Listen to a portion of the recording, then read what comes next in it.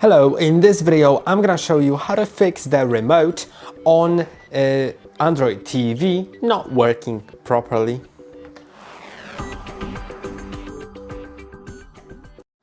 First, diagnose your remote. If some of the buttons work but some don't, then I'll tell you about the solution later on in the video. And that's what happens in my case, because as you can see, the Google Assistant button works, kind of, but some other buttons don't really work. You can see it doesn't do anything here. Then the power button also works, but it's not like everything works. So in that case, I'll cover it in a moment, and it's actually quite difficult here. If nothing is working, first make sure that also some remotes will light up at the top to indicate that a button was pressed. You can see in my case it is lighting up, which means that something is being pressed right now.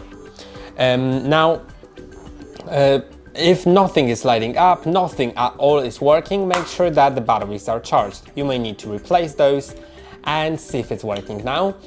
Of course, different remotes may have different batteries. Also, some of them don't have batteries, are charged with the USB-C port. So try charging it if it's needed. And if it still doesn't work, you may use your phone as a remote, because maybe your remote is just broken. You may get a new one, of course, but you can also use your phone as a remote. If you go to Google Home app, if you have a Google Home app already installed, just open it, go to devices, and if you're on the same Wi-Fi network as your TV, you'll be able to find your TV in local devices. Then you'll be able to go to remote and use it. Although I still can't use it because my case is the one with only few buttons working. And in that case, the only solution will be we'll fix the remote, but first you'll need to plug in a computer mouse. I have a computer mouse right here, and I have it plugged in with the USB port to my box. You can see I have an Android TV box, but you also may have a TV with Android TV built in.